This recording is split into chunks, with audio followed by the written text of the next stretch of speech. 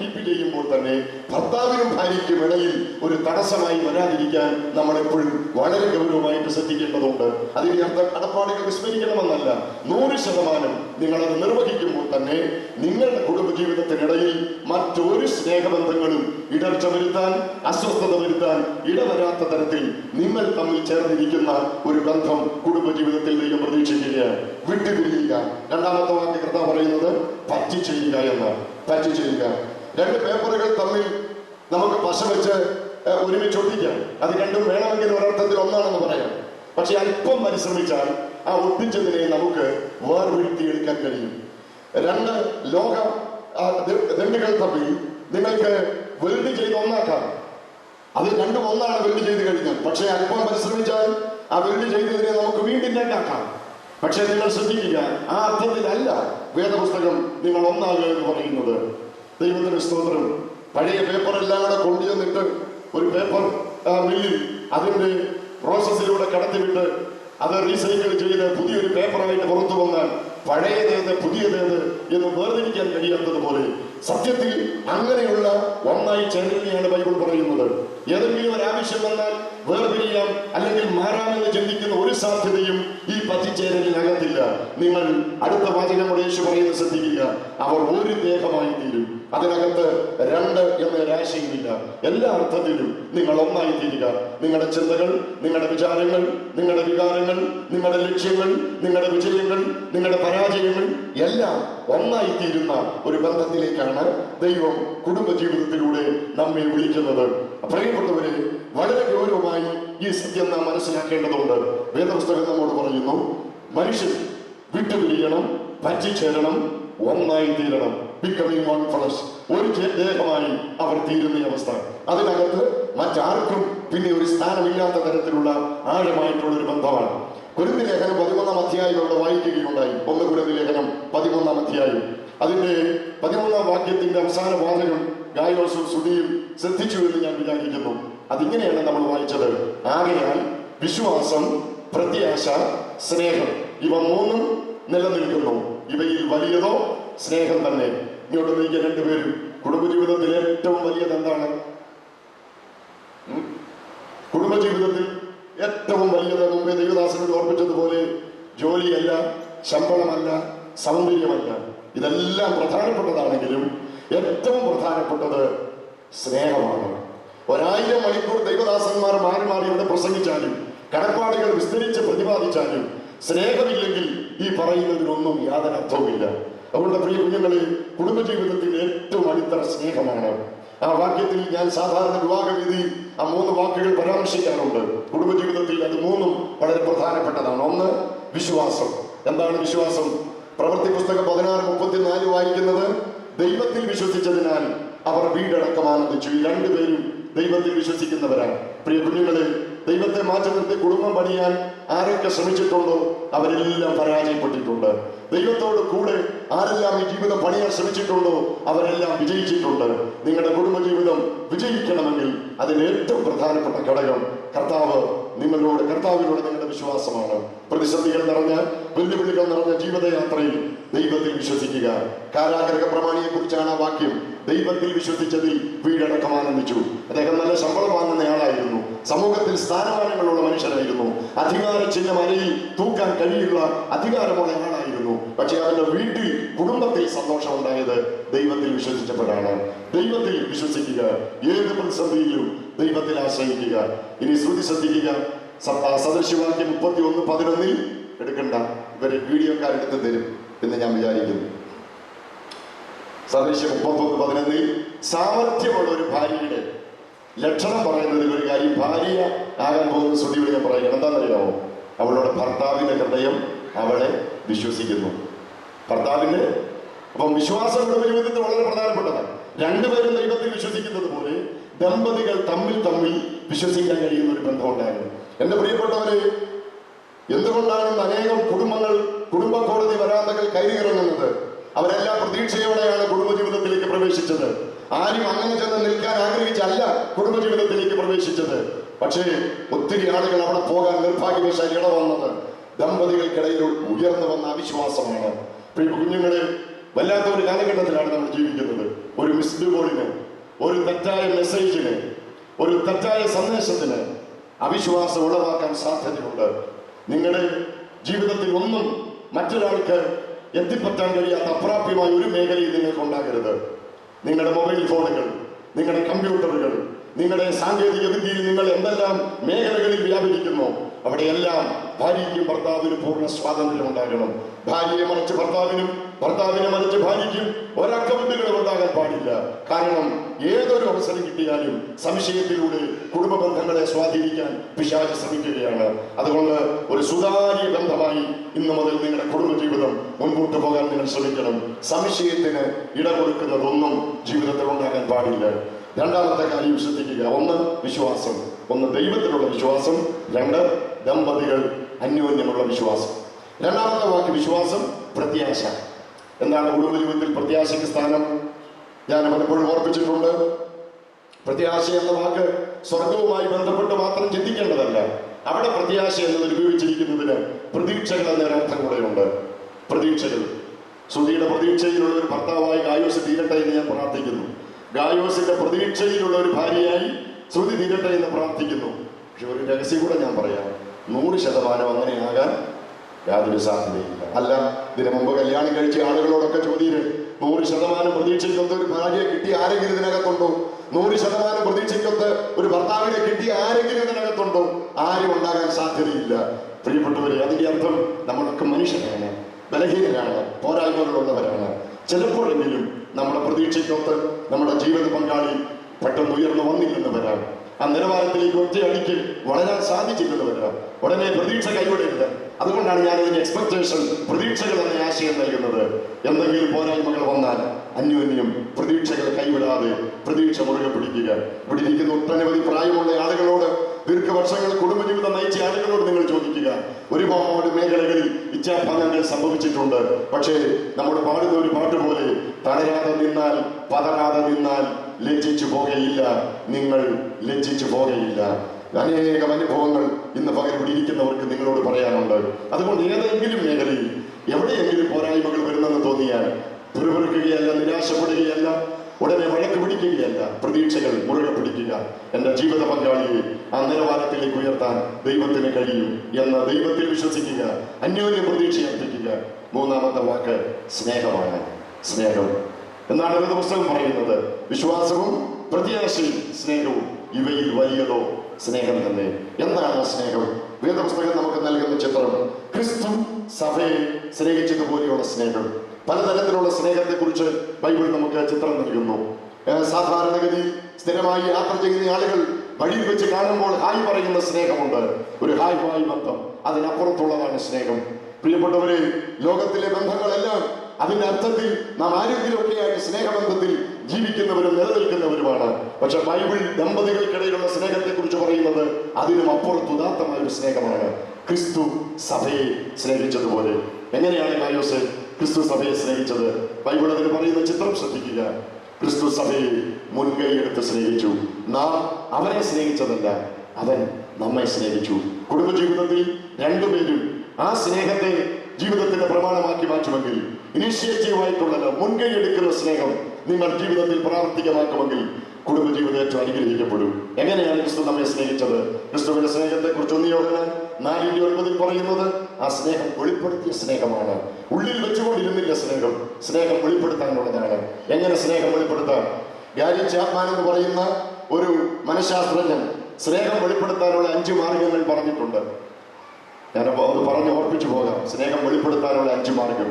1, verbal complement ആണ്. വാക്കുകളിലൂടെ വെളിപ്പെടുത്തുന്ന സ്നേഹം. ധൈര്യമായിട്ട് ഹൃദയം തുറന്ന് എന്ത് ചെയ്യണം? തമ്മിൽ സംസാരിക്കണം. വാക്കുകളിലൂടെ സ്നേഹം. ചില ആളുകൾ പറയും എനിക്ക് സ്നേഹമാണ്, പക്ഷെ ഞാനത് കാണിക്കുന്നില്ലെന്നേ ഉള്ളൂ. സഹോദരങ്ങളെ, വെളിപ്പെടുത്താത്ത സ്നേഹം കൊണ്ട് എന്താ പ്രയോജനം? ഭാര്യാഭർത്തൃബന്ധത്തിനകത്ത് സ്നേഹം വെളിപ്പെടുത്തേണ്ടതാണ്. വാക്കുകളിലൂടെ വെളിപ്പെടുത്തുന്ന സ്നേഹം. നിങ്ങൾ രണ്ടുപേരും വീട്ടിൽ ചെന്ന് 45-ാം സങ്കീർത്തനം ശ്രദ്ധിച്ച് വായിക്കണം. അതിനകത്ത് സ്നേഹം വെളിപ്പെടുത്തുന്ന പ്രയോഗങ്ങളുണ്ട് കേട്ടോ. ഭർത്താവിനെ കുറിച്ച് ഭാര്യ പറയുന്ന പ്രയോഗങ്ങൾ എന്താണ്? ഭാര്യയ്ക്ക് ഭർത്താവിനെ കുറിച്ച് പറയാൻ വീരനായുള്ളവേ, മൈറ്റി വൺ. കുടുംബം എന്ന സ്ഥാപനത്തിലെ രാജാവേ, അവൻ നിന്റെ നാഥനാണ്. അവൻ ഹി ഈസ് ദ ലോർഡ്. അവൻ നാഥനാണ്, അവൻ രാജാവാണ്, അവൻ വീരനാണ്. അവൻ അതിസുന്ദരനാണ്. ആരോട് പറയുന്നതാണ്? നീ മനുഷ്യപുത്രന്മാരിൽ അതിസുന്ദരൻ. സത്യത്തിൽ ഒരു ഭാര്യ ഭർത്താവിനോട് പറയേണ്ട വാക്കുകളാണിത്. മനസ്സിൽ വെച്ചോണ്ടിരുന്നാൽ പോരാ. ഗായോസ് സുന്ദരനാണെന്ന് ശ്രുതിക്ക് ബോധ്യമുള്ളതുകൊണ്ട് അത് പറയണം. തിരിച്ചും അതിനകത്ത് ലജ്ജിക്കേണ്ട കാര്യമില്ല. വഴിയെ പോകുന്ന ആളുകളോടല്ല അത് പറയേണ്ടത്. ദമ്പതികൾ തമ്മിലാണത് പറയേണ്ടത്. അത് പറയാൻ നാണിക്കേണ്ട കാര്യമില്ല കേട്ടോ. ഇടയ്ക്കിടയ്ക്കൊന്ന് പറയണം. സത്യത്തിൽ ചെറിയ ചെറിയ ടിപ്പുകളുള്ള കുടുംബജീവിതം നന്നാക്കാൻ നമ്മൾ ഭയങ്കര ഗവേഷണം നടത്തിക്കൊണ്ടിരിക്കുക. സിമ്പിളായിട്ട് 2-3 കാര്യം പറയാം. ഐ ലവ് യു ഇടയ്ക്ക് പറയണം. ഇനിയും പറയുന്നവർ ആരും നിങ്ങളെ കുറ്റം പറയരുത് കേട്ടോ. ഹൃദയത്തിൽ നിന്നത് പറയണം, മുഖത്ത് നോക്കിയത് പറയണം. വല്ല നല്ല കാര്യം ഭാര്യ ചെയ്താൽ ഒരു താങ്ക് യു പറയണം. എൻ്റെ ഭാര്യ ഇവിടെ ഇരിപ്പുണ്ട്. എപ്പോഴും ഒന്നും പറയുന്നില്ലെങ്കിലും വല്ലപ്പോഴും പറയാറുള്ളത് കൊണ്ട് ഞാൻ പറയാം കേട്ടോ. എന്തൊരു സന്തോഷമെന്നറിയാം. ഭാര്യയുടെ മുഖത്ത് എന്തോ ഒരു സന്തോഷം ഉണ്ടാകുന്ന വാക്കാം. വല്ല ചിലവുണ്ടോ കാര്യമോ ഹൃദയത്തിൽ നിന്ന് പറയണമെന്ന് കേട്ടോ. തിരിച്ചും ശ്രുതിയോടും കൂടെ ഞാൻ പറയുന്നത്. താങ്ക്സ് പറയണം. മൂന്നാമതൊരു കാര്യം പറയാനുള്ളത്, എന്തെങ്കിലും ഒരു വീഴ്ച വന്നാൽ സോറി എന്നും പറയണം.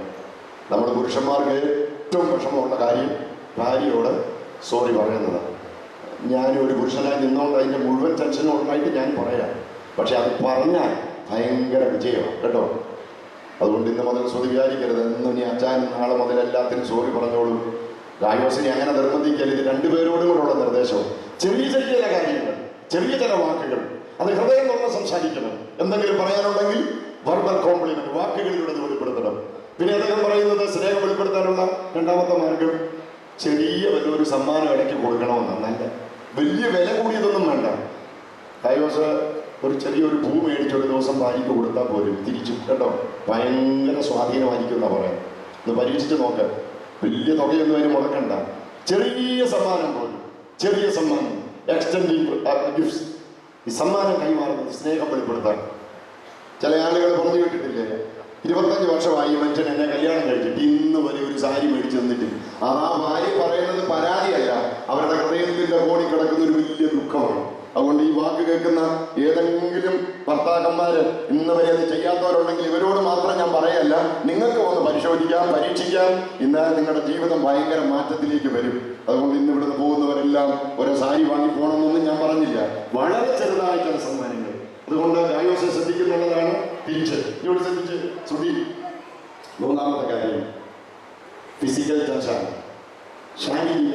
സത്യത്തിൽ അതിന് വളരെ അർത്ഥമുണ്ട്. നിങ്ങൾക്കറിയാം, വളരെ രോഗിയായ വ്യത്യാസന നിലയിൽ കിടക്കുന്ന ഒരാളുടെ അടുക്കൽ നമ്മൾ ചെന്ന് മൈക്കിൽ വെച്ച് കിട്ടിയ ഒരു പ്രസംഗം പ്രസംഗിക്കേണ്ട.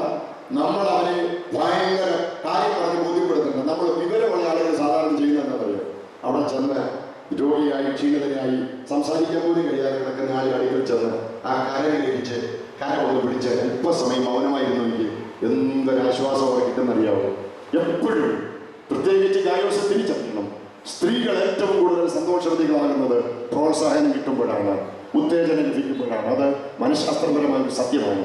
അതുകൊണ്ട് രണ്ടുപേരും ഇത് തിരിച്ചറിയണം. എപ്പോഴും അതിന് വളരെ സ്ഥാനമാണ്. അതുകൊണ്ടാണ് 1 പത്രോസ് 3:7-8 വാക്യങ്ങളിൽ പത്രോസ് പറയുന്നത്, ഭർത്താക്കന്മാരോട് പറയുകയാണ്, ഭാര്യയോട് കൂടെ വസിക്കണം. അതിന് ഭയങ്കര പ്രസക്തിയുണ്ട്. ഒരുമിച്ച് പാർക്കുക, ഒരുമിച്ച് ജീവിക്കുക. ഫിസിക്കൽ ടച്ച് വളരെ പ്രധാനപ്പെട്ട സ്നേഹത്തിന്റെ ഒരു ഭാഷയാണത്. വളരെ പ്രധാനപ്പെട്ട ഒരു ഭാഷ. അതുകൊണ്ട് അതിനെ നന്നായി മനസ്സിലാക്കുക. മൂന്നാമത്തെ ആ കാര്യം ഞാൻ നിങ്ങൾ ഓർപ്പിക്കുന്നു. പിന്നെ ഒരു കാര്യം കൂടെ, അല്പസമയം ഒരു ഹൃദയംഗമായി ആത്മാർത്ഥമായ അല്പസമയം ഭാര്യയ്ക്ക് ഭർത്താവിന് കൊടുക്കാൻ എടുക്കണം. തിരക്ക് പിടിച്ച ജീവിതമാണ് ഇന്നത്തെ ജീവിതം. പക്ഷെ അല്പസമയം കുടുംബത്തിന് വേണ്ടി സമർപ്പിക്കപ്പെടണം. അലാസ്ക യൂണിവേഴ്സിറ്റി 3000-ലധികം പേജുകളിൽ നടത്തിയ കുടുംബജീവിതത്തെ സംബന്ധിച്ചൊരു പഠനത്തിൽ 3000 പേജുകളുള്ളൊരു പഠനത്തിൽ നിന്ന് അവർ കാച്ചി കുറുക്കിയെടുത്ത 6 പോയിന്റുകൾ ഞാൻ കുറിച്ചെടുത്തിട്ടുണ്ട്. അതിൽ 6 കാര്യവും ഞാൻ ഈ പറഞ്ഞതുമായി ബന്ധപ്പെട്ട ബൈബിള് പറയാത്ത ഒരു ഗവേഷണ പ്രബന്ധ പഠനങ്ങളിൽ ലോകത്ത് നിങ്ങൾക്ക് കാണാൻ ഒക്കത്തില്ല. അവർ പറഞ്ഞിരിക്കുന്ന എല്ലാ നിർദ്ദേശവും ഇതുമായി ബന്ധപ്പെട്ടത്. അതുകൊണ്ട് ഞാനത് വിശദീകരിക്കുന്നില്ല. സ്നേഹത്തിന്റെ ഭാഷ നന്നായി മനസ്സിലാക്കണം. ഇവയിൽ എല്ലാം വലിയതോ സ്നേഹമാണ്, സ്നേഹം. അതുകൊണ്ട് ഗായോസ് ഒരു കാര്യം കൂടെ പറയാം. സ്നേഹത്തിന് മനുഷ്യനെ സ്വാധീനിക്കാൻ ശക്തിയുണ്ട്. മറ്റൊന്നിനും കഴിയാത്തത് സ്നേഹത്തിന് ചെയ്യാൻ കഴിയും. വിക്ടോറിയ രാജ്ഞിയുടെ ഭർത്താവായ സർജന്റ് ആൽബർട്ട്, രാജ്ഞിയും അദ്ദേഹമായിട്ട് ഒരിക്കലും കുടുംബജീവിതത്തിൽ വഴക്ക് പിടിച്ചു. രാജ്ഞിയായാലും രാജാവായാലും കുടുംബജീവിതത്തിൽ അസ്വസ്ഥതകൾ ഉണ്ടാകാം. വഴക്ക് പിടിച്ചപ്പോൾ ഈ വിക്ടോറിയ രാജ്ഞിയുടെ ഭർത്താവ് ആൽബർട്ട് ദേഷ്യം പോത്ത് അദ്ദേഹത്തിന്റെ മുറിയിൽ കിടന്ന് വാതിലടച്ചു. അങ്ങനെയാണല്ലോ മിക്കവാറും ആളുകളുടെ ഒരു രീതിയാണല്ലോ. മിണ്ടാതെ അദ്ദേഹം മുറിയിൽ കഴിഞ്ഞ് വാതിലടച്ചു. കുറച്ചു നേരം കഴിഞ്ഞ് ഇദ്ദേഹം ഇറങ്ങി വരാതെ വന്നപ്പോൾ ഈ രാജ്ഞിക്ക് ആകെ ആശങ്കയായി. ഇയാൾ വല്ല അവിവേകം ചെയ്തോന്നറിയാൻ ചെന്ന് വാതിലിൽ കുട്ടിയിട്ട് പറഞ്ഞു, ആൽബർട്ട് വാതിൽ തുറക്കുക, ഞാൻ വിക്ടോറിയ രാജ്ഞിയാണ് പറയുന്നത്, വാതിൽ തുറക്കാൻ പറഞ്ഞു. വാതിൽ തുറന്നില്ല. കുറച്ചുകൂടെ ശബ്ദമുയർത്തിയോട് പറഞ്ഞു, വിക്ടോറിയ രാജ്ഞിയാണ് പറയുന്നത്, വാതിൽ തുറക്കാൻ. അയാൾ വാതിൽ തുറന്നില്ല. അപ്പോഴത്തേക്കും ഭാര്യ എന്ന നിലയിൽ ഇവർക്കൊരല്പം പ്രയാസം തോന്നി. അവര് കരഞ്ഞോട് പറഞ്ഞു, ആൽബർട്ട് പ്ലീസ് വാതിൽ തുറക്ക്, നിങ്ങളുടെ ഭാര്യ വിക്ടോറിയാണ് പറയുന്നതെന്ന് പറഞ്ഞപ്പം അയാൾ വാതിൽ തുറങ്ങിച്ച് പറഞ്ഞു, അങ്ങനെ പറയടി, ഇതാണ് ശരി എന്ന് പറഞ്ഞു. രാജ്ഞി എന്നുള്ളത് കുടുംബജീവിതത്തിൽ വലിയ കാര്യമല്ല. ഭാര്യ കേട്ടോ ശ്രുതി, അത് മനസ്സിലാക്കണം. ഒരു സ്ത്രീയുടെ സ്നേഹത്തിന്റെ മുമ്പിൽ ആ മനസ്സറിയാത്ത ഒരു ഭർത്താവുമില്ല. സ്നേഹത്തിന് രൂപാന്തരപ്പെടുത്താൻ കഴിയാത്ത ഒരു ബന്ധങ്ങളുമില്ല. അതുകൊണ്ട് സ്നേഹം കുടുംബജീവിതത്തിന്റെ അടിസ്ഥാന ഘടകമായിരിക്കട്ടെ. ആ സ്നേഹത്തിന്റെ മാനദണ്ഡം യേശു സഭയെ സ്നേഹിച്ചതുപോലെ ക്രിസ്തുവിന്റെ സ്നേഹം: 1, മുൻകൈയെടുത്ത സ്നേഹം; 2, പ്രദർശിപ്പിക്കപ്പെട്ട സ്നേഹം; 3, അൺസപ്പറബിൾ ലവ്, വേർതിരിക്കാനാകാത്ത സ്നേഹം. പ്രിയപ്പെട്ടവര്, ഇന്ന് നിങ്ങൾ പ്രവേശിക്കുന്നത് ഒരഴിച്ചുപണിക്ക് ഒരിക്കലും അവകാശമില്ലാത്ത ഒരു ബന്ധത്തിലേക്ക്. ഒരിക്കലും. ഒരു ബിസിനസ് തോറ്റുപോയാൽ നിങ്ങൾക്ക് മറ്റൊന്ന് ചെയ്യാം. ഒരു കൃഷി അതിൽ നിങ്ങൾ പരാജയപ്പെട്ടാൽ നിങ്ങൾക്ക് മറ്റൊന്നിലേക്ക് തിരിയാം. പക്ഷെ കുടുംബജീവിതത്തിൽ നിങ്ങൾക്ക് മാറി പരീക്ഷിക്കാൻ അവകാശമില്ല. ദൈവം വെറുക്കുന്ന പാപങ്ങളായി വേദപുസ്തകത്തിൽ പറഞ്ഞിരിക്കുന്നതിൽ ഒന്നാമത്തേത് ദൈവം വിവാഹ മോചനത്തെ വെറുക്കുന്നു എന്ന്. ഒരിക്കലും മാറി ചിന്തിക്കാൻ അവകാശമില്ല. അതുകൊണ്ട് വളരെ ആഴമായി സ്നേഹത്തിൽ അധിഷ്ഠിതമായ ഒരു ബന്ധം പണിയാൻ ദൈവം നിങ്ങൾക്ക് കൃപ നൽകട്ടെ എന്ന് ഞാൻ പ്രാർത്ഥിക്കുന്നു. ഈ 3 വാക്കുകൾ ഹൃദയത്തിൽ കരുതിക്കൊള്ളുക: വിശ്വാസം, ദൈവത്തിലെ വിശ്വാസം, അന്യോന്യമുള്ള വിശ്വാസം, പ്രതീക്ഷ, അന്യോന്യം പ്രതീക്ഷകൾ കൈവിടാതിരിക്കുക. 3, സ്നേഹം. ക്രിസ്തു സ്നേഹിച്ചതുപോലെ സ്നേഹം വെളിപ്പെടുത്തുന്ന സ്നേഹം വാക്കുകളിലൂടെ, പ്രവൃത്തിയിലൂടെ, ബന്ധങ്ങളിലൂടെ അത് വെളിപ്പെടുത്താൻ നിങ്ങൾ തയ്യാറാകുമെങ്കിൽ ജീവിതം അനുഗ്രഹിക്കപ്പെടും. സൈക്കോസോമാറ്റിക് ഡിസീസ് എന്ന് പറയുന്ന ഒരു രോഗം മനഃശാസ്ത്ര മണ്ഡലത്തിലുണ്ട്. അതോടെ ഞാൻ ഒരു ടിപ്പായിട്ട് പറഞ്ഞു നിർത്താം. എന്താണെന്നറിയോ ആ അസുഖം? ചില സഹോദരിമാർ എപ്പോഴും പറയുന്ന പരാതിയുണ്ട്, നടുവേദനയാണ്, തലവേദനയാണ്, എപ്പോഴും അവർക്ക് അസുഖം. മനഃശാസ്ത്ര വീക്ഷണത്തിൽ ഒരു മനഃശാസ്ത്ര അസുഖം. എന്താ കാര്യം എന്ന് ചോദിച്ചാൽ അതിനെ വിളിക്കുന്ന പേരാണ് സൈക്കോസോമാറ്റിക് ഡിസീസ്. അതിന് മനഃശാസ്ത്രജ്ഞന്മാർ നൽകുന്ന ഒരു ചെറിയ ചികിത്സയുണ്ട്. ഇന്ന് ഈ വാക്ക് കേൾക്കുന്ന എല്ലാവരും വീട്ടിൽ പോയി ആ ചികിത്സ നടത്തിയാൽ കുറെ പേര് രക്ഷപ്പെടുമെന്ന് എനിക്ക് പ്രതീക്ഷയുണ്ട്. ആ ചികിത്സ വളരെ ലളിതമാണ്. രാവിലെ എഴുന്നേൽക്കുമ്പോൾ സഹോദരിമാർ പറയും, ഇന്ന് എനിക്കൊരു ഉത്സാഹമില്ല, വേദനയാണ്, അസ്വസ്ഥതയാണ്, ക്ഷീണമാണ്. അതിനവർ പറയുന്ന ഒരു ചെറിയ ടിപ്പിതാണ്. അന്ന് ഒരു ദിവസം ഭാര്യ അങ്ങനെ പറയാതിരിക്കട്ടെ, അതിൽ ആദ്യ ദിവസങ്ങളൊന്നും അത് പറയരുത്. കുറച്ച് കഴിഞ്ഞ് അങ്ങനെ പറഞ്ഞാൽ ഭർത്താവിന് ചെയ്യാൻ കഴിയുന്ന ഒരു ചെറിയ ടിപ്പ് ഇതാണ്. ഭർത്താവ് പറയാണ്, എന്നാ ഇന്ന് ശ്രുതി നീ എഴുതാക്കണ്ട, രാവിലെ ബെഡ് കോഫി നീ ഉണ്ടാക്കണ്ട, ഞാൻ ഉണ്ടാക്കാം. കായോസ് ഒന്ന് അടുക്കളയിലോട്ട് കായോസ് പോകാൻ തീരുമാനിക്കണം. നീ ഇന്ന് അവിടെ വിശ്രമിക്കും, ഞാൻ നിന്നെ ഒന്ന് സഹായിക്കാമെന്ന് പറയാം. അടുക്കളയിൽ ചെന്ന് കുപ്പി ഗ്ലാസ് ആണെങ്കിൽ ഒരെണ്ണം എടുത്ത് താഴെയിട്ട് പൊട്ടിക്കുക, അല്ലെങ്കിൽ സ്റ്റീൽ ഗ്ലാസ് ആണെങ്കിൽ താഴെയിട്ട് ഒരു ഒച്ച ഉണ്ടാക്കുക. 2 ഗ്ലാസ് പൊട്ടുന്ന ഒച്ച കേൾക്കുമ്പോഴേക്ക് ഈ വയ്യാതെ കിടക്കുന്ന ശ്രുതി നിശ്ചയമായിട്ട് അവിടെ എത്തും. നമുക്ക് പലതരത്തിൽ ഇങ്ങനെയുള്ള ഈ അസുഖത്തെ ട്രീറ്റ്മെന്റ് ചെയ്യാം. സാധാരണ ഭർത്താക്കന്മാർ ചെയ്യുന്നത് എന്താ പറയുക? അവർ പറയുന്നത് അല്ലെങ്കിൽ വന്നപ്പം മുതൽ ഞാൻ ശ്രദ്ധിക്കുന്നതാണ്, നീ വന്ന കാലം മുതൽ നിനക്ക് സുഖമില്ല, നീ ഒരു പഴയ രോഗിയാണ്, എനിക്ക് മനസ്സിലായി എന്ന് വേണേ പറയാം. വേറെ ചില ആളുകൾ പറയും, അല്ലെങ്കിൽ ഞാൻ ശ്രദ്ധിച്ച് നിന്റെ അമ്മയ്ക്കും വണ്ടി അസുഖം ഉണ്ടായിരുന്നു, അത് നിനക്കും കിട്ടിയതാണെന്ന് പറയും. അല്ലെങ്കിൽ പിന്നെ ചെയ്യാവുന്ന ഒരു കാര്യം കേട്ടോ കായോസ്, കുറച്ച് പൈസ എടുത്ത് കൈ കൊടുത്ത് നീ ഇഷ്ടമുള്ള ഡോക്ടറെ പോയി കാണാം എന്നും പറഞ്ഞു വെച്ചാൽ നമുക്ക് നമ്മുടെ ഓഫീസിൽ പോകാം. ഇതെല്ലാം അതിന്റെ പരിഹാരമാണ്. ഏറ്റവും നല്ല പരിഹാരമാണ് ഞാൻ പറഞ്ഞത്. ഇന്ന് നീ റെസ്റ്റ് എടുക്കുക, ഇന്നത്തെ അടുക്കളയിലെ കാര്യം ഞാൻ ചെയ്യാം. 2 ഗ്ലാസ് താഴെ വീഴുമ്പോൾ ശ്രുതിയുടെ അസുഖം മാറും കേട്ടോ. അപ്പൊ ഇത് പിന്നത്തേതിലൊന്ന് പരീക്ഷിക്കാൻ നല്ലതായിരിക്കുമെന്ന് മാത്രം പറഞ്ഞാൽ വിടുന്നു. അതുകൊണ്ട് സ്നേഹം പ്രവൃത്തിയിലൂടെ വെളിപ്പെടുത്താൻ ഒരല്പസമയം കിട്ടാൻ നിങ്ങൾ അനുഗ്രഹിക്കപ്പെടും. ഞാൻ ആ വാക്ക് മാത്രം പറഞ്ഞു നിർത്തുന്നു. സ്നേഹം എല്ലാറ്റിലും വലിയത് സ്നേഹമാണ്. ബാക്കിയെല്ലാം ദമ്പതികൾ തമ്മിലുള്ള കടപ്പാടുകൾ ബൈബിൾ പറയുന്നു. ഒറ്റയ്ക്കൊറ്റയ്ക്കുള്ള കടപ്പാടുകൾ ദൈവവചനം പറയുന്നു. ഇതെല്ലാം നിങ്ങൾക്ക് ബോധ്യമുള്ളവർ, നിങ്ങൾ നന്നായി വചനം പഠിച്ച് പരിജ്ഞാനമുള്ള മക്കളാണ്. ഞാൻ അതൊന്നും ഇവിടെ പറയാൻ എനിക്ക് സമയമില്ല. പക്ഷെ ഒരു കാര്യം ഞാൻ പറഞ്ഞ് അവസാനിപ്പിക്കാം. അന്യോന്യം വിശ്വസിക്കണം, അന്യോന്യം വിശ്വസ്തരായിരിക്കണം, അന്യോന്യം സമർപ്പിതരായിരിക്കണം. അവിശ്വാസത്തിനിട വരുന്നതൊന്നും ജീവിതത്തിൽ ഉണ്ടാകാതെ സൂക്ഷിക്കണം. പൂർണ്ണ ജാഗ്രതയോടെ കുടുംബ ബന്ധത്തിന്റെ നിലനിൽപ്പിനായി എപ്പോഴും ഉണർവുള്ളവരായിരിക്കണം. ഒരു ശരിയായ കുടുംബജീവിതം യാദൃച്ഛികമായി ഉണ്ടാകുന്നതല്ല, ബോധപൂർവമായ പരിശ്രമത്തിൽ നിന്ന് ഉരുത്തിരിയുന്നതാണ്. ഡിസിഷൻ, ഡിറ്റർമിനേഷൻ ആൻഡ് ഡിസിപ്ലിൻ 3 വാക്കുകൾ കുടുംബജീവിതത്തിൽ വളരെ പ്രധാനപ്പെട്ടതാണ്. ഡിസിഷൻ, നല്ല തീരുമാനമുണ്ടാകണം, നല്ല ആഗ്രഹമുണ്ടാകണം, നല്ല ശിക്ഷണം, സ്വയശിക്ഷണത്തിന് ദമ്പതികൾ വിധേയപ്പെടണം. ഈ വാക്കുകൾ നിങ്ങളുടെ ഹൃദയത്തിൽ കുറിച്ചെടുത്ത് ദൈവത്തിന് സ്തോത്രം. ഒറ്റ വാക്കുകൂടെ പറഞ്ഞാൽ നിർത്താം. അത് 4 വാക്കുകളാണ്, ഇംഗ്ലീഷിൽ തുടങ്ങുന്ന 4 വാക്കുകൾ. നിങ്ങൾ നല്ല വിദ്യാഭ്യാസമുള്ള മക്കളായതുകൊണ്ട് വീട്ടിൽ ചെന്നത് പൂരിപ്പിക്കാം. 1, കെയർ, അന്യോന്യം കരുതണം കേട്ടോ. ആരാ ഏറ്റവും കൂടുതൽ ഇനി നിങ്ങളെ കരുതേണ്ടത്? ഇതുവരെ അമ്മ കരുതി, അപ്പം കരുതി, ഇനി നിങ്ങളാണ് അന്യോന്യം കരുതേണ്ടത്. 2, കൺസിഡറേഷൻ, ഏറ്റവും യോഗ്യമായ പരിഗണന നിങ്ങൾ അന്യോന്യം കൊടുക്കണം. അവൻ എൻ്റെ രാജാവാണെന്ന് ഭാര്യയും, അവൾ എൻ്റെ രാജ്ഞിയാണെന്ന് ഭർത്താവും, അവൻ വീരനാണെന്ന് ഭാര്യയും, അവൾ സുന്ദരിയാണെന്ന് ഭർത്താവും അന്യോന്യം പരിഗണിക്കണം. നാം പരിഗണിച്ചില്ലെങ്കിൽ പരിഗണന കിട്ടുന്നിടത്തേക്ക് പലപ്പോഴും മനുഷ്യൻ വഴുതി പോകുന്നു. അന്യോന്യം പരിഗണിക്കണം. Care, consideration. 3-ാമത്തെ കാര്യം കമ്മ്യൂണിക്കേഷൻ. അത് ഞാൻ പറഞ്ഞു കഴിഞ്ഞു. ഒരിക്കലൊരു വീട്ടിൽ വിവാഹ ശുശ്രൂഷയ്ക്ക് വേണ്ടി ഒരു മകനെ ഒരു പാൻസ് തയ്പ്പിച്ചു വെച്ചു. കുറച്ചിറക്കം കൂടുതലായിരുന്നു. അമ്മയും സഹോദരങ്ങളും എല്ലാം എടുത്തുകൊണ്ട് പോയി, ആരോടും പറയാതെ ഇറക്കം കുറച്ചു. വിവാഹ സമയത്ത് ചെറുക്കൻ പാനിടാൻ വന്നപ്പം പാൻസ് ഇല്ലായിരുന്നു, വെറുമുട പോലെ ഒന്നേ ഉള്ളായിരുന്നു എന്ന് കേട്ടിട്ടുണ്ട്. അവരെല്ലാം ചെയ്തത് സ്നേഹത്തിലാണ് ചെയ്തത്. പക്ഷെ തമ്മിൽ ആശയവിനിമയം ഇല്ലാത്തത് കൊണ്ട് അത് അബദ്ധമായി മാറി. അതുകൊണ്ട് സ്നേഹം മാത്രം പോരാ, കമ്മ്യൂണിക്കേഷൻ. ഏറ്റവും ഒടുവിൽ കോംപ്രമൈസ്. കുടുംബജീവിതത്തിൽ അതിന് വലിയ സ്ഥാനമുണ്ട്. കുഞ്ഞുങ്ങളെ എവിടെയെങ്കിലും വീഴ്ച വന്നാൽ, പോരായ്മ വന്നാൽ വിട്ടുവീഴ്ചകൾക്ക് തയ്യാറാവുക. അല്ലാതെ കുടുംബജീവിതം നന്നാകില്ല. ദൈവം നിങ്ങളെ അനുഗ്രഹിക്കട്ടെ. ഒരു വാക്കോട് പറഞ്ഞാൽ നിർത്തുന്നു. സഹോദരങ്ങളെ, ഇന്ന് ഇവിടെ നടക്കുന്ന ഈ വിവാഹം ഈ പ്രിയപ്പെട്ടവരെ സംബന്ധിച്ച് ഈ ഭൂമിയിലെ ഏറ്റവും മഹത്തരമായ ഒരു തീരുമാനമാണ്, ഏറ്റവും ശ്രേഷ്ഠമായ ഒരു തീരുമാനമാണ്. എന്നാൽ ഒരു കാര്യം ഞാൻ നിങ്ങളോട് പറയാം, ഇതിനേക്കാൾ ശ്രേഷ്ഠമായതൊന്ന് നമ്മെ കാത്തിരിക്കുന്നു. എല്ലാ ദൈവമക്കളുടെയും മുമ്പിൽ ആ പ്രതീക്ഷയുണ്ട്. അത് മറ്റൊന്നുമല്ല, മരണത്താൽ മറയാത്ത മകൻ സ്നേഹപ്രഭയാൽ പിരിയാത്ത ബന്ധം യേശുവിൽ സ്ഥാപിക്കപ്പെട്ട ദൈവമക്കൾക്ക് മരണം പോലും ഭയപ്പെടാനില്ലാത്ത ഒരു യാഥാർത്ഥ്യമാണ്.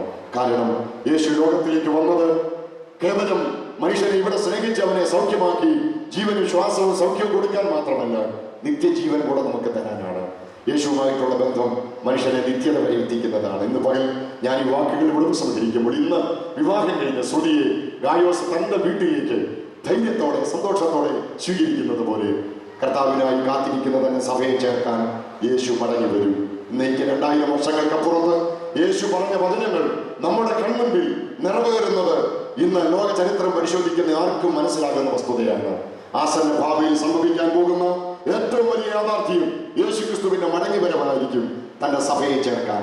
ഈ വാക്കുകൾ കേൾക്കുന്ന സഹോദരങ്ങളെ, ഇന്ന് വരെ യേശുവുമായിട്ട് അങ്ങനെ ഒരു ബന്ധം ആത്മീയമായി സ്ഥാപിക്കാത്ത ആരെങ്കിലും എന്നെ കേൾക്കുന്നെങ്കിൽ, യേശുവിന്റെ മടങ്ങി വരവ് നിങ്ങൾക്ക് നഷ്ടമാകാതിരിക്കാൻ കർത്താവിനോടുള്ള ബന്ധം ഇന്ന് പകൽ സ്ഥാപിക്കാൻ, അല്ല ഏതെങ്കിലും ആളുകൾ ആ ബന്ധത്തിൽ കുറവുള്ളവരായിരിക്കുന്നെങ്കിൽ ബന്ധം പുനഃസ്ഥാപിക്കാൻ ഈ അനുഗ്രഹീത വേദി നിങ്ങൾക്കും അനുഗ്രഹമായി തീരട്ടെ എന്ന് ഞാൻ പ്രാർത്ഥിക്കുന്നു. യേശു മണവാളൻ മടങ്ങി വരും തന്റെ കാന്തയെ ചേർക്കാൻ, തന്റെ കാന്തയെ തന്റെ വീട്ടിലേക്ക് കൊണ്ടുപോകാൻ. ആ വീട് യേശു ഒരുക്കിക്കൊണ്ടിരിക്കുന്ന സ്വർഗഭവനമാണ്. ആ നിത്യതയ്ക്ക് വേണ്ടി നമുക്കെല്ലാവർക്കും ഒരുങ്ങാം, കാതോർക്കാം. ഇവിടെ ഇരിക്കുന്ന എല്ലാവരും ആ നിത്യതയ്ക്കായി ഒരുക്കപ്പെടാൻ ദൈവം കൃപ ചെയ്യട്ടെ എന്ന് പ്രാർത്ഥിച്ചുകൊണ്ട് ഞാൻ എൻ്റെ വാക്കുകൾക്ക് ഇവിടെ വിരാമം കുറിക്കുന്നു. ഒരു നിമിഷം നമ്മുടെ തലകളെ വണക്കി നമുക്കെല്ലാവർക്കും ദൈവസന്നിധിയിൽ ആത്മാർത്ഥമായിട്ട് പ്രാർത്ഥിക്കാം. ഈ കുഞ്ഞുങ്ങൾ വിവാഹത്തിന്റെ വിശുദ്ധ ഉടമ്പടിയിലേക്ക് പ്രവേശിക്കുവാനായിട്ട് പോവുകയാണ്. പ്രിയപ്പെട്ട സഹോദരങ്ങളെ, ജീവിതത്തിൽ ഏറ്റവും നിർണായകമായ ഒരു തീരുമാനത്തിലേക്ക് അവർ പ്രവേശിക്കുന്ന ഈ വേളയിൽ അവരെ സ്നേഹിക്കുന്ന എല്ലാവരും ദൈവസന്നിധിയിൽ സ്തോത്രം ചെയ്ത് പ്രാർത്ഥിക്കുന്ന ഈ സന്ദർഭത്തിൽ നമുക്കെല്ലാവർക്കും നമ്മുടെ തലകളെ വണക്കാം, നമ്മുടെ കണ്ണുകളെ അടയ്ക്കാം. ദൈവത്തിന്റെ സ്തോത്രം.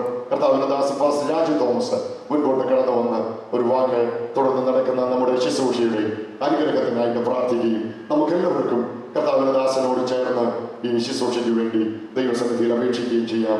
എല്ലാ കണ്ണുകളും അടയ്ക്കാം. പ്രാർത്ഥനയാണ് കുടുംബജീവിതത്തിന്റെ ഏറ്റവും പ്രധാനപ്പെട്ട ഘടകങ്ങളിലൊന്ന്. ദൈവത്തോടുള്ള നമ്മുടെ ബന്ധമാണ് നമ്മുടെ ഉടമ്പടികളെ പോലും സാധൂകരിക്കുന്നത്. ആ അനുഗ്രഹിക്കുന്ന അനുഭവത്തിലേക്ക് ഈ കുഞ്ഞുങ്ങൾ പ്രവേശിക്കുമ്പോൾ ദൈവത്തിന്റെ എല്ലാ അനുഗ്രഹങ്ങളും ദൈവം അവരുടെ മുന്നിൽ ചൊരിയട്ടെ. കർത്താവിന്റെ ദാസനോട് ചേർന്ന് നമുക്ക് പ്രാർത്ഥിക്കാം. പ്രാർത്ഥനയ്ക്കായി നമ്മുടെ കണ്ണുകളെ ദിവസം നമുക്ക് ഒന്നിച്ച് ചെയ്യുവാൻ കഴിയുന്ന ശുശ്രൂഷയാണ്. അതുകൊണ്ട് എല്ലാവരും കണ്ണുകളെ ദിവസം അടയ്ക്കും. ഞങ്ങളുടെ കർത്താവ്, ഞങ്ങളുടെ ദൈവമായ സ്വർഗ്ഗസ്ഥ പിതാവേ, ഇന്ന് പകൽ ഞങ്ങൾ കേട്ട ഈ വചനപ്രകാരം ദൈവസന്നിധിയിൽ പ്രിയപ്പെട്ടവരെ സമർപ്പിച്ച് ഞങ്ങൾ പ്രാർത്ഥിക്കുന്നു. ഈ വചനം കേട്ട എല്ലാവരുടെ മേലും കർത്താവിൻ്റെ അനുഗ്രഹം അവിടുത്തെ കരമുണ്ടായിരിക്കേണ്ടതിനായി പ്രാർത്ഥിക്കുകയാണ്. അവിടുത്തെ വചനപ്രകാരം അനുഗ്രഹീതമായ മാതൃകയുള്ള കുടുംബജീവിതങ്ങളുടെ അനുഗ്രഹീത ഉടമകളായി തീരുവാൻ ദൈവഹിത പ്രകാരം അവിടെ നയിക്കേണ്ടതിനായി പ്രാർത്ഥിക്കുന്നു. ഇന്നിവിടുത്തെ ശുശ്രൂഷയെ നിങ്ങൾ ദൈവസ്ഥനിലേക്ക് ഏൽപ്പിക്കുന്നു. ദൈവം യോജിപ്പിക്കുന്ന വേർപിരിയാത്ത ബന്ധത്തെ, ഈ ലോകത്തിലെ ബന്ധത്തിലെ ഏറ്റവും ബലപ്പെട്ട ബന്ധങ്ങളിലൊന്നിനെ സ്വർഗത്തിലെ ദൈവം ഇവിടെ പണിയേണ്ടതിന് നിന്റെ ദാസനോട് ശുശ്രൂഷ ചെയ്യണമേ കർത്താവേ. ഈ പ്രിയപ്പെട്ടവരെ ദൈവം അനുഗ്രഹിക്കണമേ. നിന്റെ ദാസനെ അഭിഷേകം ചെയ്ത് ഉപയോഗിക്കണമേ. ക്രിസ്തുയേശുവിന്റെ വിലയേറിയ നാമത്തിൽ തന്നെ. മലപ്പുറം ജില്ലയിൽ നിലമ്പൂർ താലൂക്കിൽ ചുങ്കത്തറ വില്ലേജിൽ മംഗലപ്പള്ളി വീട്ടിൽ AG ചുങ്കത്തറ സഭയിൽ പരേതനായ പാസ്റ്റർ MT ജോണിന്റെയും സിസ്റ്റർ അന്നമ്മ ജോണിന്റെയും മകൻ ഗായോസ് ജോൺ എന്ന ഈ യുവാവും ഗായോസ് തലസ്ഥാനത്ത് എഴുന്നേറ്റ് നിൽക്കാം. തൃശൂർ ജില്ലയിൽ തൃശൂർ താലൂക്കിൽ ഒല്ലൂർ വില്ലേജിൽ കൂത്തൂർ വെള്ളാറ്റുകര വീട്ടിൽ ഫെയ്ത്ത് ഫെലോഷിപ്പ് സഭയിൽ KV വിൽസന്റെയും ബീന വിൽസന്റെയും മകൾ ശ്രുതി വിൽസൺ എന്ന ഈ യുവതിയും ശ്രുതി തലസ്ഥാനത്ത് എഴുന്നേറ്റ് നിൽക്കാം. തമ്മിലുള്ള വിശുദ്ധ വിവാഹത്തിന് വേണ്ടിയാണ് നാം എല്ലാവരും ദൈവസന്നിധിയിൽ ഇവിടെ കൂടി വന്നിരിക്കുന്നത്. ഈ യുവാവ് യുവതി തമ്മിലുള്ള വിശുദ്ധ വിവാഹം ചില ദിവസങ്ങൾക്ക് മുൻപ് നിശ്ചയിച്ച് ഉറപ്പിക്കുകയും ഇന്നേ ദിവസം ഇവിടെ വെച്ച് ഈ വിവാഹ ശുശ്രൂഷ നടത്തുന്ന കാര്യം അവരിരുവരും ഉൾപ്പെട്ട് നിൽക്കുന്ന പ്രാദേശിക സഭകളിൽ പ്രസ്താവിച്ചിട്ടുള്ളതും അവരെ ഇന്നേ ദിവസം വിവാഹത്തിന്റെ വിശുദ്ധാവസ്ഥയിലേക്ക് ഒരുമിച്ച് യോജിക്കുന്നതിന് തടസ്സമായി നമ്മുടെ രാജ്യത്തിലെ ക്രിസ്തീയ വിവാഹ നിയമം അനുസരിച്ചോ വിശുദ്ധ ദൈവവചനത്തിന്റെ പ്രമാണത്തിന്റെ വെളിച്ചത്തിലോ ഏതെങ്കിലും കാര്യങ്ങൾ ആർക്കെങ്കിലും ആക്ഷേപമായി ഉന്നയിക്കാറുണ്ടെങ്കിൽ അത് അറിയിക്കണമെന്ന് പ്രസ്താവിച്ചിട്ടുള്ളതും ഈ സമയം വരെ ഇരുവരെ സംബന്ധിച്ചും ആ നിലയിലുള്ള യാതൊരു ആക്ഷേപങ്ങളും ഉണ്ടാകാത്തത് കൊണ്ട് വളരെ പ്രതീക്ഷയോടും സന്തോഷത്തോടും കൂടി ഈ വിവാഹ ശുശ്രൂഷയ്ക്കായി നാം ഇപ്പോൾ ദൈവസന്നിധിയിൽ വന്നിരിക്കുകയാണ്. ഇവിടെ കൂടി വന്നിരിക്കുന്ന ഈ സഭയോട് കർത്താവിന്റെ ദാസൻ എന്ന നിലയിൽ ഞാൻ ഒരു വാക്കുകൂടെ ചോദിക്കുന്നു. ഇവരെ തമ്മിൽ വിവാഹത്തിന്റെ വിശുദ്ധ അവസ്ഥയെ യോജിപ്പിക്കുന്നതിന് ഏതെങ്കിലും നിലയിൽ ന്യായമായ തടസ്സങ്ങൾ വ്യക്തമായ തെളിവുകളോടുകൂടി ആർക്കെങ്കിലും ഉന്നയിക്കാനുണ്ടെങ്കിൽ അത് ഉന്നയിക്കുവാനുള്ള ഏറ്റവും അവസാനത്തെ അവസരമാണിത്. ഈ വിവാഹത്തിന്റെ ഉടമ്പടിക്ക് ശേഷം യാതൊരു ആക്ഷേപങ്ങൾക്കും പ്രാബല്യം ഉണ്ടായിരിക്കുന്നതല്ല എന്നും ഈ സഭയെ ഞാൻ അറിയിക്കുന്നു. നിങ്ങളുടെ എല്ലാവരുടെയും മൗനം ഈ വിവാഹ ശുശ്രൂഷ നടത്തി കൊടുക്കുന്നതിന് യാതൊരു തടസ്സങ്ങളുമില്ല എന്ന് എനിക്ക് ബോധ്യപ്പെടുത്തി തന്നിരിക്കുന്നതിനാൽ ഈ ശുശ്രൂഷയിലേക്ക് നാം പ്രവേശിക്കുകയാണ്. പ്രിയപ്പെട്ട സഹോദരങ്ങളെ, പ്രത്യേകിച്ച് പ്രിയ ഗായോസ്, ശ്രുതി, നിങ്ങൾ ഇരുവരോടും കർത്താവിന്റെ ദാസൻ എന്ന നിലയിൽ ഞാൻ നിഷ്കർഷയായി പ്രബോധിപ്പിക്കുന്നത് വിവാഹം മനുഷ്യന്റെ നിഷ്കർമ്മക്ഷാവസ്ഥയിൽ ദൈവത്താൽ സ്ഥാപിക്കപ്പെട്ട മഹനീയമായ ഒരു സ്ഥാപനവും മനുഷ്യ ജീവിതത്തിൽ ഒരിക്കലും അഴിച്ചു പണിയാൻ അവസരമില്ലാത്തതും മരണം വരെ വേർപെട്ടിരിക്കാൻ അനുവാദമില്ലാത്തതും എല്ലാറ്റിനും ഉപരി യേശുക്രിസ്തുവും തന്റെ സഭയും തമ്മിലുള്ള മഹനീയ ബന്ധത്തിന്റെ നിഴലായി വേദപുസ്തകം ചിത്രീകരിച്ചിട്ടുള്ളതുമായ പാവനമായ ബന്ധമാകുന്നു. ഈ വിശുദ്ധ ബന്ധത്തിലേക്ക് കേവല ജനീക താല്പര്യങ്ങളുടെ പൂർത്തീകരണമെന്ന ലഘുവായ ലക്ഷ്യത്തോടു കൂടിയോ ദൈവഹിതത്തിന്റെ വ്യക്തതയില്ലാതെയോ ആരും പ്രവേശിച്ചു കൂടാത്തതാകുന്നു. ഇന്ന് നിങ്ങൾ പ്രവേശിക്കുന്ന ഈ ജീവിതം ഏറ്റവും ധന്യമായ ഒരു ചുവടുവെപ്പാണ് എന്ന് മനസ്സിലാക്കി പൂർണ്ണ ദൈവഹിതത്തിന്റെ വ്യക്തതയോടുകൂടെ മാത്രമേ നിങ്ങൾ ഇതിലേക്ക് ചുവടുവെക്കാൻ പാടുള്ളൂ എന്ന് ഞാൻ നിങ്ങളെ ഓർമ്മിപ്പിക്കുന്നു. ഒരു വാക്കുകൂടെ ഞാൻ നിങ്ങളോട് ഇന്ന് പകൽ ചോദിക്കുന്നു. ജീവിതത്തിൽ ഏതെങ്കിലും നിലയിൽ ഇന്ന് ദിവസം ഈ വിശുദ്ധ ഉടമ്പടി ചെയ്യുന്നതിന് ശാരീരികമോ മാനസികമോ ആത്മീയവുമായി നിങ്ങളിൽ ആർക്കെങ്കിലും ഏതെങ്കിലും ഗൗരവമായ പോരായ്മകൾ, ഏതെങ്കിലും പരിമിതികൾ ഉള്ള പക്ഷം സകല രഹസ്യങ്ങളെയും അറിയുന്ന അത്യുന്നതനായ ദൈവത്തിന് മുൻപാകെ നിങ്ങൾ അത് വെളിപ്പെടുത്തേണ്ടതാകുന്നു. ഗായോസിന്റെ ജീവിതത്തിൽ അങ്ങനെയുള്ള ഏതെങ്കിലും പോരായ്മകളുണ്ടോ? ഇല്ല. ശ്രുതിയോട് ഞാൻ ചോദിക്കുന്നു, ശാരീരികമോ മാനസികമോ ആത്മീയവുമായി ഈ വിശുദ്ധ ഉടമ്പടിയിൽ നിന്ന് നിന്നെ അകറ്റി നിർത്താൻ യോഗ്യമായ ഏതെങ്കിലും വീഴ്ചകൾ, ബലഹീനതകൾ, പോരായ്മകൾ നിന്റെ ജീവിതത്തിലുണ്ടോ? ഇല്ല. നിങ്ങൾ ഇരുവരും പൂർണ്ണ പ്രാഗൽഭ്യത്തോടെയാണ് ഈ വിശുദ്ധ ബന്ധത്തിലേക്ക് പ്രവേശിക്കുന്നതെന്ന് ഞാൻ മനസ്സിലാക്കുന്നു. ഒരു നിമിഷം ഞാൻ നിങ്ങൾക്ക് സമയം ഓർമ്മിപ്പിക്കുന്നു. നിങ്ങളുടെ കണ്ണുകളെ അടച്ച് നിങ്ങൾ ദൈവത്തോട് ദൈവത്തിന്റെ കൃപയ്ക്ക് വേണ്ടി യാചിക്കുക. ഏതെങ്കിലും വീഴ്ചകൾ, പോരായ്മകൾ, കുറവുകൾ കഴിഞ്ഞകാല ജീവിതത്തിൽ വന്നിട്ടുള്ളത് ദൈവത്തോട് ഏറ്റുപറയുകയും ഇന്ന് നിങ്ങൾ ഏറ്റവും പുതിയൊരു തുടക്കം ജീവിതത്തിൽ തുടങ്ങുമ്പോൾ എല്ലാവിധ അനുഗ്രഹങ്ങളും മേലിൽ നിന്ന് സർവശക്തൻ നിങ്ങളുടെ മേൽ ചൊരിയട്ടെ. ഒരു വാക്ക് രണ്ടുപേരും കണ്ണുകളെ അടച്ച് പ്രാർത്ഥിച്ച് തുടർന്നുള്ള ഉടമ്പടിയിലേക്ക് നമുക്ക് പ്രവേശിക്കാം.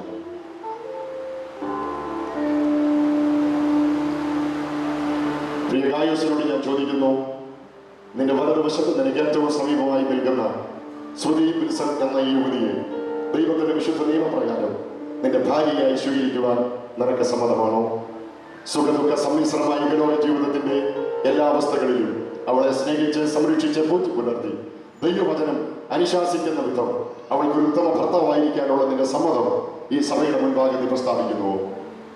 പ്രിയ സ്തുതിയോട് ഞാൻ ചോദിക്കുന്നു, നിനക്ക് സമീപത്തെ ഇടതുവശത്ത് ഏറ്റവും ചേർന്ന് നിൽക്കുന്ന ഗായോസ് ജോൺ എന്ന ഈ യുവാവിനെ ദൈവത്തിന്റെ വിശുദ്ധ നിയമപ്രകാരം നിന്റെ ഭർത്താവായി സ്വീകരിക്കുവാനുള്ള നിനക്ക് സമ്മതമാണോ? സുഖദുഃഖ സമ്മിശ്രമായ ലോക ജീവിതത്തിന്റെ എല്ലാ അവസ്ഥകളിലും അവനെ അനുസരിച്ച് കീഴടങ്ങി ബഹുമാനിച്ച് ദൈവവചനം അനുശാസിക്കുന്ന വിധം ഒരു ഉത്തമ ഭാര്യയുടെ കടപ്പാടുകൾ നിർവഹിക്കാനുള്ള നിന്റെ സമ്മതം ഈ സഭയുടെ മുൻപാകെ നീ പ്രസ്താവിക്കുന്നുവോ? അവരിരുവരും അവരുടെ സമ്മതം ദൈവമുൻപാകെ പ്രഖ്യാപിച്ചിരിക്കുന്നതിനാൽ വിശുദ്ധ ഉടമ്പടിയിലേക്ക് ഈ പ്രിയപ്പെട്ടവർ പ്രവേശിക്കുമ്പോൾ ആ ഉടമ്പടിയോടുള്ള ബഹുമാന സൂചകമായി ഇവിടെ വന്നിരിക്കുന്ന എല്ലാവരും അതാത് സ്ഥാനങ്ങളിൽ എഴുന്നേറ്റ് നിന്ന് പ്രാർത്ഥനാപൂർവം ഈ ശുശ്രൂഷയിൽ സംബന്ധിക്കുവാൻ ഞാൻ നിങ്ങളെ പ്രബോധിപ്പിക്കുന്നു.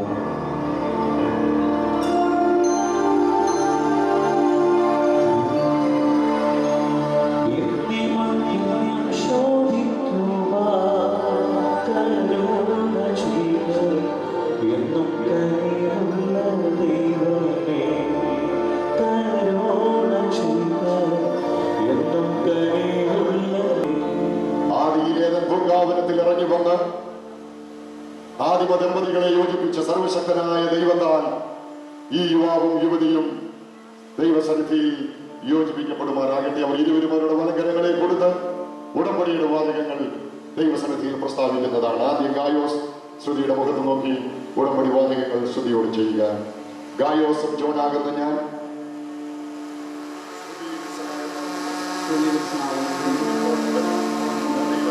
ദൈവത്തിന്റെ വിശുദ്ധ നിയമപ്രകാരം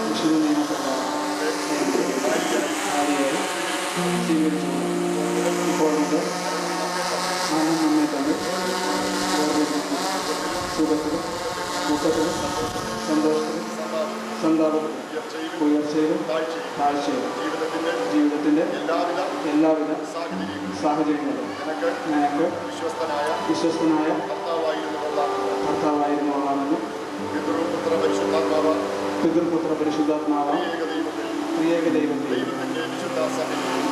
വിശുദ്ധ സഭയിൽ സാക്ഷി നിർത്തി യേശുക്രിസ്തുവിന്റെ നാമത്തിൽ ഞാൻ നിന്നോട് ഉറപ്പായി ഉടമ്പടി ചെയ്യും. ഈ ഉടമ്പടി പാലിപ്പാൻ സർവശക്തനായ ദൈവം നിനക്ക് കൃപ നൽകുമാറാകട്ടെ. ശ്രുതി പറയണം.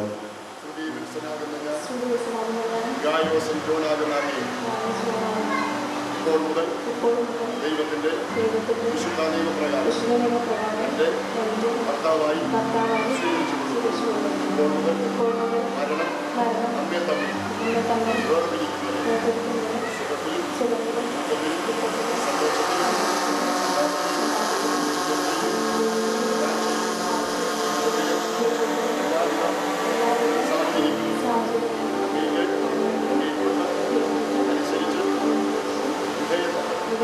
ദൈവവചനം അനുശാസിക്കുന്നു. അങ്ങേക്ക് വിശ്വസ്തയായ ഭാര്യയായി കൊള്ളാവുന്ന പിതൃപുത്ര പരിശുദ്ധാത്മാവ ദൈവത്തിന്റെ വിശുദ്ധ സഭയെ സാക്ഷി ഞാൻ അങ്ങയോട് യേശുക്രിസ്തുവിന്റെ നാമത്തിൽ ഉറപ്പായി ഉടമ്പടി ചെയ്യുന്നു. ഈ ഉടമ്പടി പാലിപ്പാൻ സർവശക്തനായ ദൈവം നിനക്ക് കൃപ നൽകുമാറാകട്ടെ.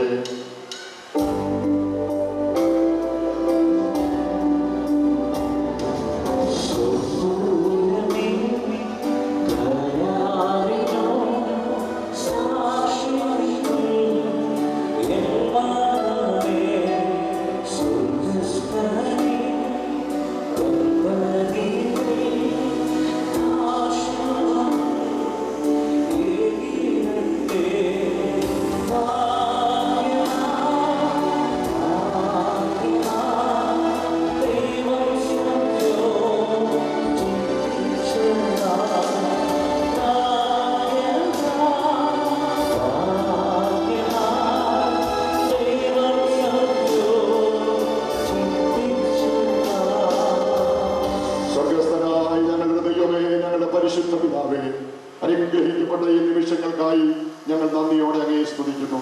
സകല കുടുംബത്തിനും വേറെ വരുവാൻ കാരണമായ പിതാവിന്റെ സന്നിധിയിൽ മുട്ടുകുത്തുവാൻ ഈ നിന്റെ മക്കൾക്ക് ഒരു കുടുംബം എന്ന നിലയിൽ അങ്ങനത്തെ ഭാഗ്യം നൽകിയതിനായി ഞങ്ങൾ ദൈവത്തിന് നന്ദി പറയുന്നു.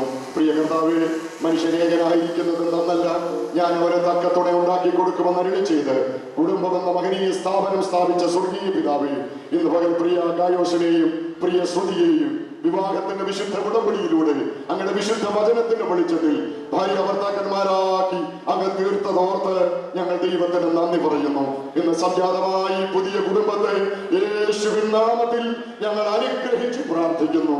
ഈ നിന്റെ മക്കൾ മേലിൽ നിന്നുള്ള എല്ലാ ആത്മീയ അനുഗ്രഹങ്ങളാലും ഭൂമിയിൽ നിന്നുള്ള ഭൗതിക ദാനങ്ങളാലും അനുഗ്രഹിക്കപ്പെട്ടവരായി തീരട്ടെ. പ്രിയ കർത്താവേ, അവർ അന്യോന്യം കൈമാറിയ ഉടമ്പടിയുടെ വാക്കുകളെ ജീവിതത്തിന്റെ എല്ലാ നാളും പൂർണ്ണ വിശ്വസ്തയോടെ പാലിക്കാൻ ഈ മക്കൾക്ക് അങ്ങ് കൃപ കൊടുക്കുമാറാകണമേ. അങ്ങ് അവരുടെ ഏറ്റവും വറ്റിപ്പോകാത്ത ഉറവിടമായി അവരോട് കൂടെ ഇരിക്കണമേ. അങ്ങ് അവരുടെ നല്ല ആലോചനക്കാരനായി അവരോട് കൂടെ ഇരിക്കണമേ.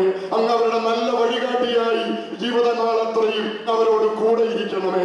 പ്രിയ കർത്താവേ, അവിടുത്തെ സാന്നിധ്യം അവരോരോ ദിവസവും അനുഭവിക്കട്ടെ. അങ്ങയുടെ നിറവുകൾ അവരുടെ ജീവിതത്തിൽ അവർ അനുഭവിക്കട്ടെ. കർത്താവേ, അവരെ കാണുന്നവർ യേശുവിന്റെ മഹത്വം അവരിലൂടെ ദർശിക്കുവാനിടയാകട്ടെ. ഈ വിശുദ്ധ ബന്ധം വിശുദ്ധ ജീവിതത്തിൽ അവർക്ക് കൂടുതൽ അനുഗ്രഹമായി തീരട്ടെ.